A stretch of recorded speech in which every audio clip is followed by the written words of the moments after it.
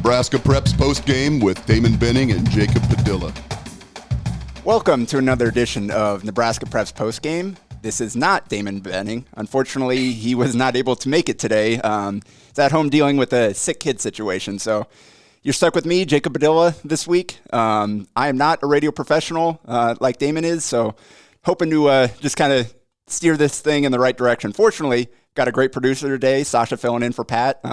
It's always nice. And got a great guest as well. We have Chevelle Saunsoci, the founder and CEO of DVLP basketball. She's a great great asset for the basketball community, I would say. It's probably the best way to introduce her. So, Chevy, thanks for joining me today. How are you doing? Yeah, no problem. Well, thanks for having me. I appreciate you, thinking of me and giving me an opportunity to kind of share what I'm doing. Yeah. Oh, thanks for coming on. Like I said, we're trying to put a spotlight on some of the best people in the area that are helping kids kind of accomplish their dreams and become the best they can be. And you're on the initial list that when I sat down thinking of guests we could have on, you were definitely on that list that first came to mind. So great to get you on here. Yeah. Thank you. And just a little background on you. Bellevue East grad, 1,000-point scorer at Creighton University. Had a great career there. And then out of school, you kind of went right into coaching, and you got to experience coaching at the high school level, the AAU level, the NAIA level, and then landed back at Creighton, your alma mater. So first, kind of what was it like going through that experience straight out of college of coaching at kind of those different levels and getting a look at it from that perspective? Yeah, well, it was humbling, honestly, in a few ways. One, I remember having to sweep the floors and do a lot of the things that I kind of took for granted as a college athlete.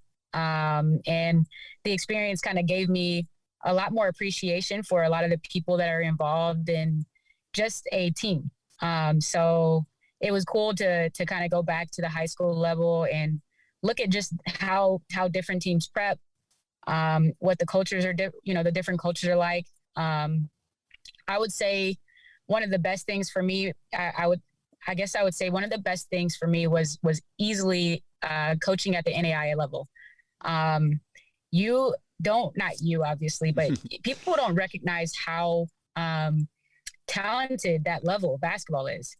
And that was something that I definitely didn't. So I think that was a really, really good, upon reflection, experience for me.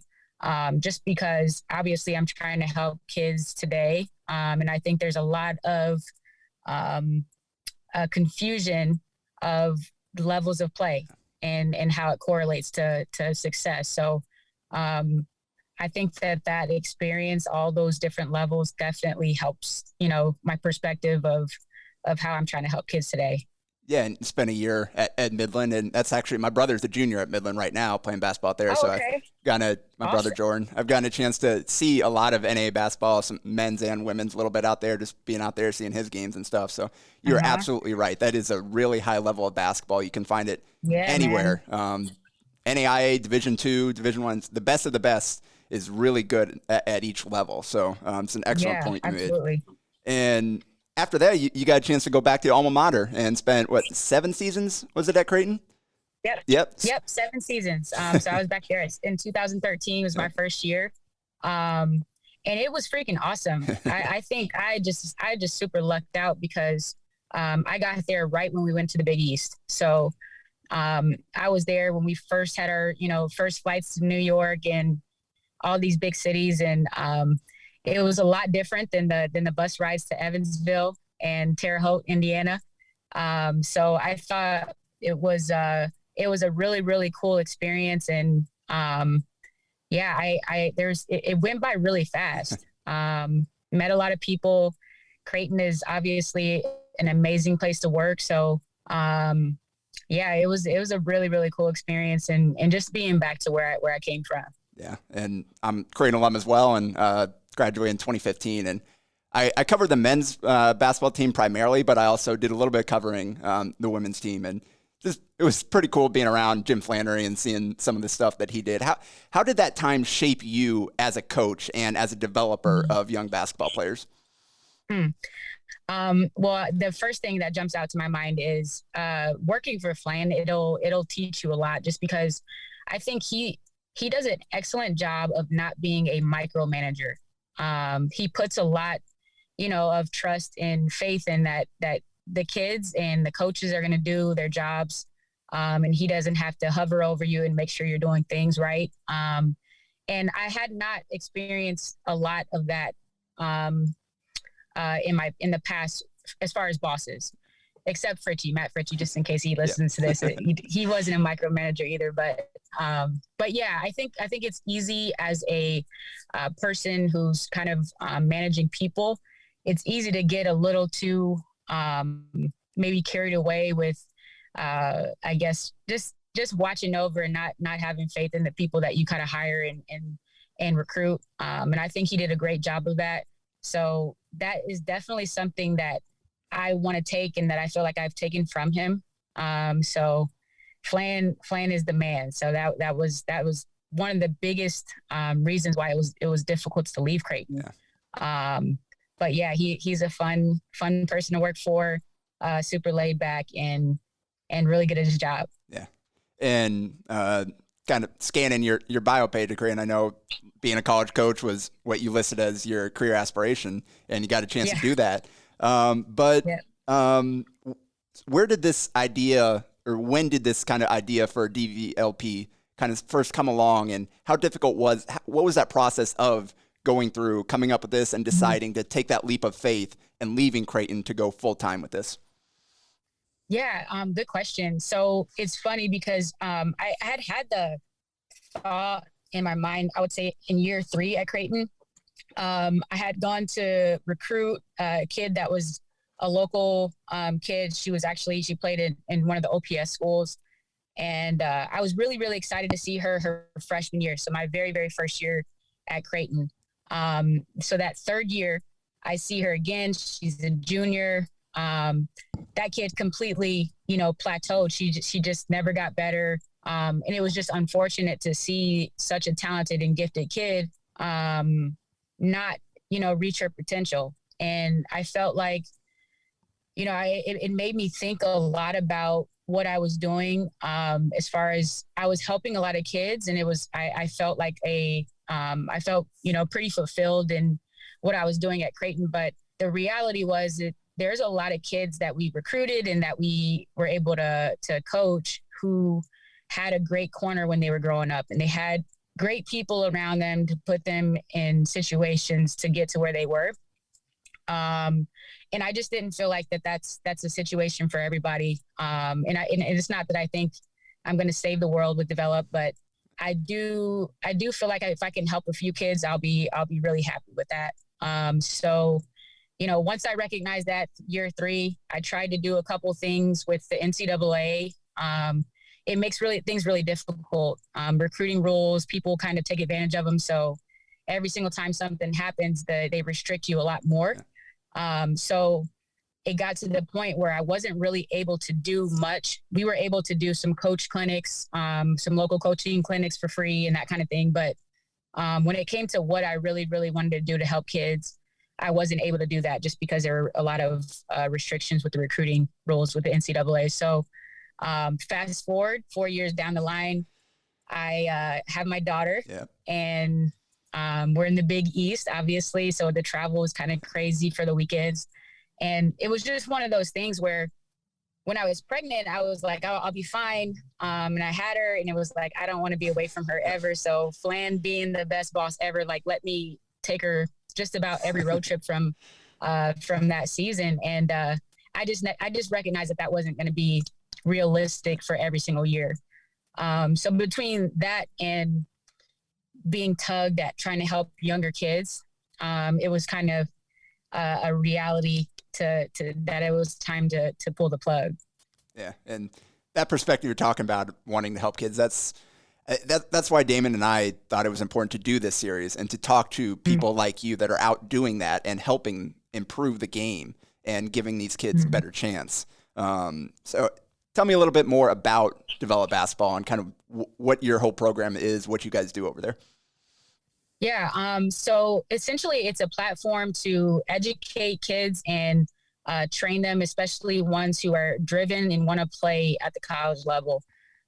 So since I can't train everyone, I tried to make sure that whoever's working with us has um, great experience themselves, because I think that's important. I don't think that's the only way that you can be a good trainer by any means, but I do think it's important for kids to see people who have been in their shoes before, and for those trainers, those coaches to be able to speak from their own experience, to kind of guide these kids. So the trainers that we have, we try to focus on kids who really really want to play at the college level. Doesn't mean they have to be good today, but it just means that they have to want to be in the gym. That's our biggest thing. So we work with those kids from a individual standpoint, small group workouts, and we will, once things kind of get a little bit better with COVID, we'll start doing some camps and clinics. But we also have a nonprofit arm, and the whole purpose of that is to make sure that we're accessible to all kids, whether you're in the urban areas or rural. We want to be accessible. So we have a fund where we try to make sure that those kids can afford, if they're normally not in a situation where they would be able to afford us, we can still help them. Yeah, and I was going to get touch on that a little bit later, but do a good week here. And what are some of the ways that people can support what you're doing there at DVLP? Yeah, great question. Well, there's a few ways. So number one, obviously, if you have capacity to give, we would love help that way. The way that we are able to kind of do our workouts is, anything as small as $25 can get kids training sessions, and up to 100 gets to 4. But essentially any capacity to give financially is awesome. The other way is they can give to our gear fund, or gear. We have an Amazon wish list. And so our goal, next month we're going to have a gear drive. So we're going to get all the gear we can and give it out to the kids that are specifically in North Omaha. And yeah, so anything that they can give to that. And you can find the way to give to these things on our website. It's WEDVLP.org. And then we're on the Share Omaha, and you just search We-Develop. So, and then volunteers. We're going to have some events again, once things kind of get a little bit better, hopefully this summer. We would love to have some help, when we're doing these, whether it's the giveaways or any of the workouts, we would love some help from volunteers. Yeah. And looking at your staff roster, you got a pretty dynamic team there of people helping you out there. How are you able to connect with obviously Vonnie Turner and Preston Murphy, and you've got some former players at Creighton helping you out? Like, how did you go about building this team? One thing I'm okay at is recruiting. So So obviously those people I've had previous relationships with. Me and Vonnie played in high school together at Bellevue East. So we go way back. That's like my sister. So she's the CEO of We Develop, the nonprofit side. And then Preston Murphy, obviously we work together at Creighton. He is a ridiculous player development coach. So as soon as I had a chance to chat with him, I felt like he was all about it and on board. And then, Alexis Aquino-Tico, I coached her at Creighton. Really, really good person, awesome with kids.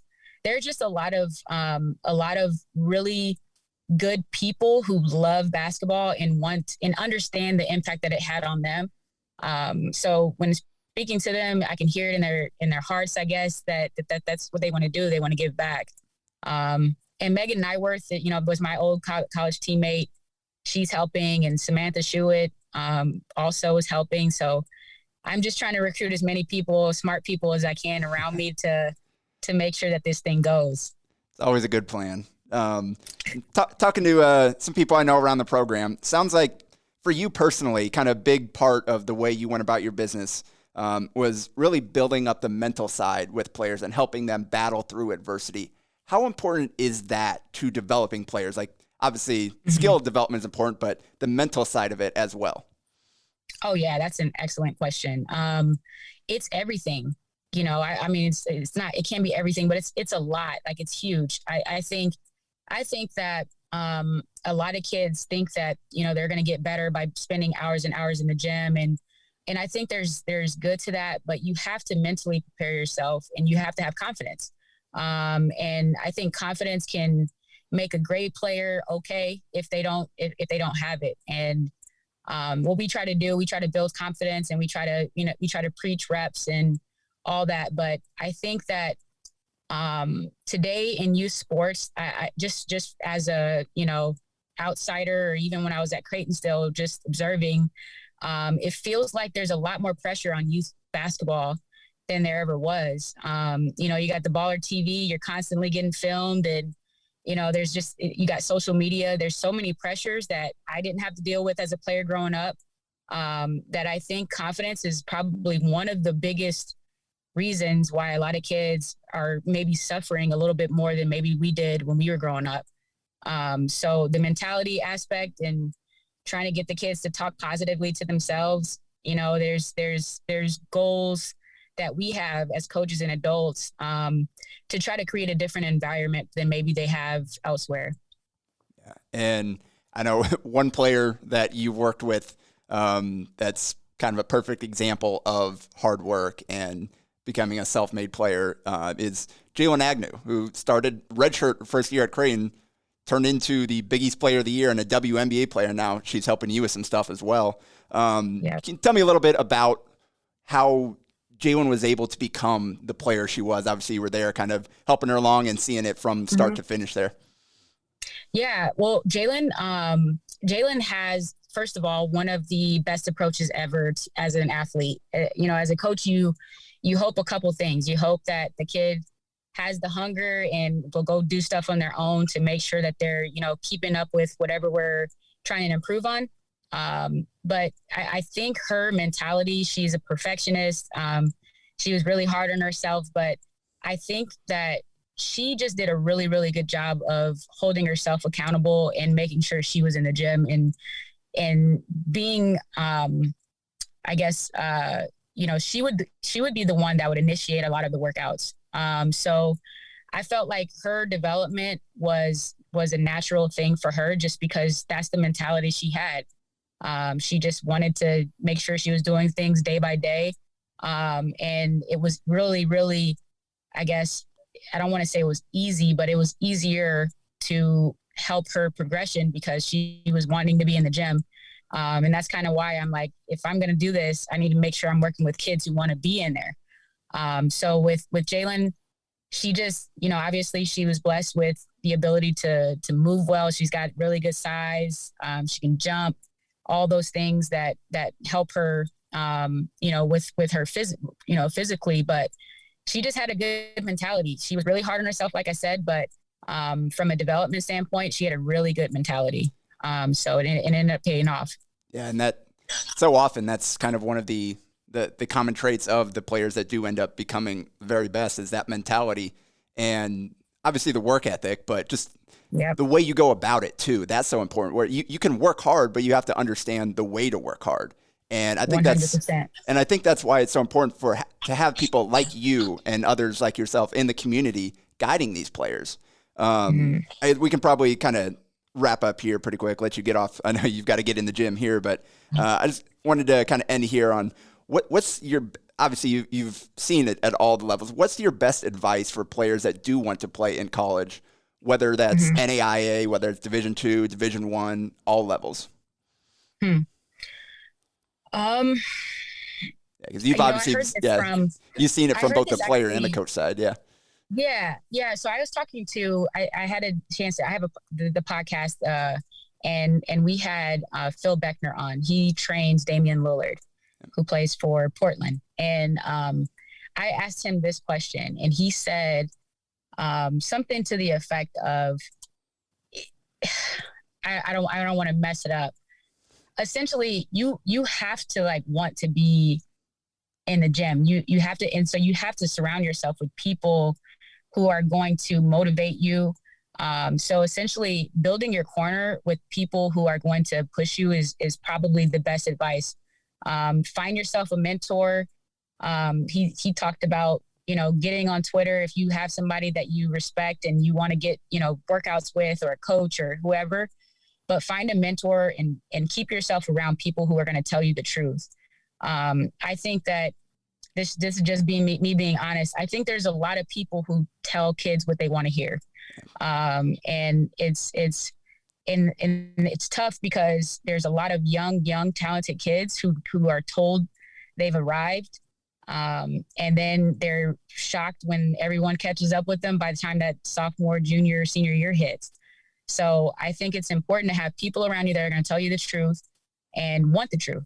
And don't take it personally, but use it as motivation and just surround yourself with good people.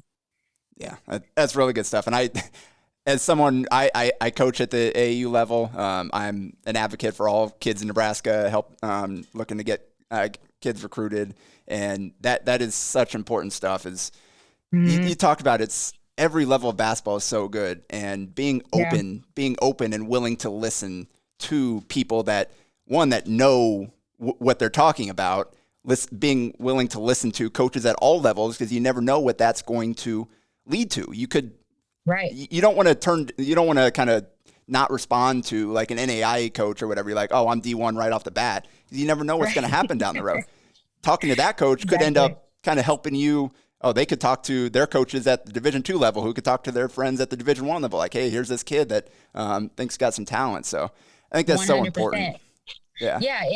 And I mean, just from my personal, just recently, I would say one more thing is that I think we have to get to the point where we recognize that girls basketball and boys basketball are not the same thing. And I've struggled with figuring out how to say that. Being blunt, that's the best way to say it is they're two different games. So when it comes to their approach of getting better in the different, boys versus girls, I think kids have to recognize like what they're doing to get to where they want to get to. So I know I see a lot of videos, I see a lot of kids working on things, and it's just like, man, girls basketball, if you can shoot, you're good. I mean, boys somewhat the same, but you can be a guy and you can be a freak athletically and you can still get yourself a nice little chance. But for girls, it's becoming more and more of a shooter's game. And recruiting, from a recruiting standpoint, I cannot stress enough how shooting is so much more important than just about anything. I mean, you can't be a bum. You gotta actually play hard and guard and those things too. But I would just that would be my advice is girls and boys, you guys, you gotta shoot. You gotta be able to shoot. Yeah. And that's really good stuff. If you have kids that want to learn how to shoot better, hit up Chevy and her team over there at DVLP. You can follow her at Chevy Coach_Chevy and at DVLP basketball. You can follow them on Twitter. Chevy, thanks so much for your time today. Have fun. I know, like you said, you got to work out. Have fun in the gym here, helping kind of train the next generation of basketball player coming up here in Omaha. I appreciate the platform, Jacob.